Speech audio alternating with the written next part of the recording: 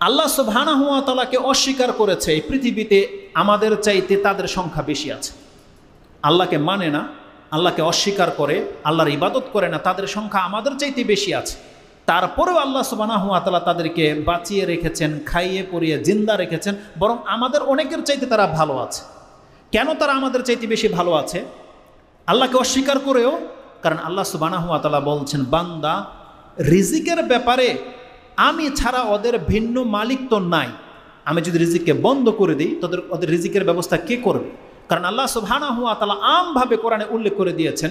এর মধ্যে 2-3টা আয়াত পাবেন। তার একটি আয়াত হচ্ছে সূরা হুদ 11 নম্বর সূরার 6 নম্বর আয়াতে আল্লাহ সুবহানাহু ওয়া তাআলা বলছেন, ওমা মিন দাব্বাতিন ফিল আরদি ইল্লা আলাল্লাহি রিজকুহা ওয়া ইয়ালামু মুস্তাকাররাহা ওয়া মুস্তাওদাআহা কুল্লুন ফি কিতাবিম মুবিন।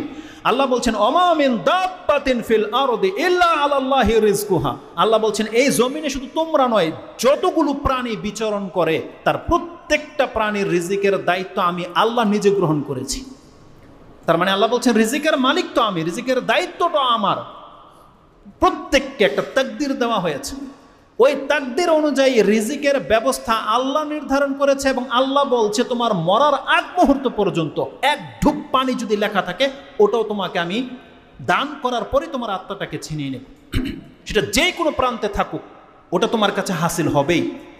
তার মানে আল্লাহ সুবহানাহু ওয়া তাআলা বলছেন, আমি তোমাদের জন্য রিজিকের দায়িত্ব নিয়ে নিয়েছি, কিন্তু অধিকাংশ মানুষ সেই রিজিক নিয়ে পেরেশান রয়েছে।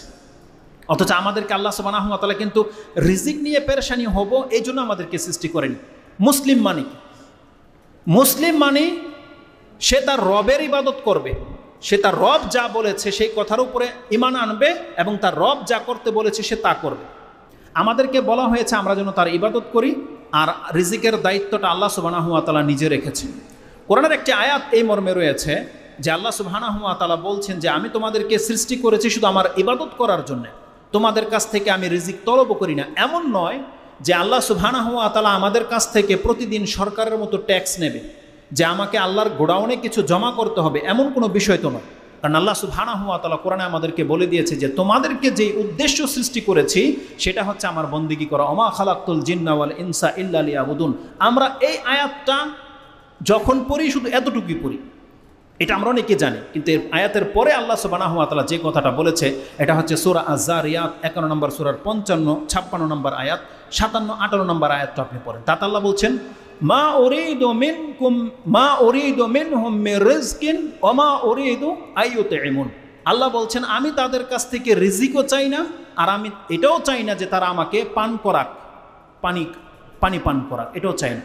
ইউতঈমুন, আমি তাদের কাছ থেকে রিজিকও চাই না এবং তাদের কাছ থেকে খাদ্যও চাই না। ইন্নাল্লাহা হুয়ার রাজ্জাকু যুল কুওয়াতিল মাতিন। বরং আল্লাহ বলছেন, আল্লাহ নিজেই হচ্ছেন রাজ্জাক। যখন আল্লাহ রাজ্জাক, তাহলে রিজিক আল্লাহ সুবহানাহু ওয়া তাআলার পক্ষ থেকে আসে। এতটা জানানোর পরেও আমরা আল্লাহ সুবহানাহু ওয়া তাআলার সেই কথাটাকে ফলো করিনি, আমরা আমাদের রিজিকের নিয়ে পেরেশান রয়েছে। আল্লাহ সুবহানাহু ওয়া তাআলা আমাদেরকে এটাও বুঝিয়েছেন, বান্দা তোমরা ইবাদত ছেড়ে দিয়ে আজকে রিজিকের জন্য আপনি রমজান মাসের সিয়াম রাখেন না কেন? আপনাকে কাজ করতে হবে, কারণ কাজ করলে রিজিক আসবে। তার মানে রিজিকের জন্য আপনি আল্লাহর বন্দিগিটাকে ছেড়ে দিয়েছেন, অথচ আল্লাহ আপনার রিজিকের দায়িত্ব নিয়েছে। আল্লাহ বলেছে তুমি বন্দিগি করো, রিজিক আমার পক্ষ থেকে দেওয়া হবে। কিন্তু আপনি আল্লাহ সুবহানাহু ওয়া তাআলার প্রতি ঈমান আনা সত্ত্বেও আপনি আল্লাহ সুবহানাহু ওয়া তাআলার কথাটাকে গ্রহণ করেনি। আপনি রিজিক নিয়ে, দুনিয়া নিয়ে ব্যস্ত আছেন, কিন্তু প্রতিদিনের যে রুলস, যে নিয়ম আল্লাহ আপনাকে দিয়েছে, যে ওজিফা বলেন, যে ইবাদতগুলো আল্লাহ দিয়েছে, সেই ইবাদতগুলোর প্রতি আমরা ভ্রুক্ষেপ করছি না। 5 ওয়াক্ত সালাতের আজান হচ্ছে, আজানের মতো থেকে যাচ্ছে, কিন্তু আমরা আমাদের রিজিক নিয়েই পেরেশান।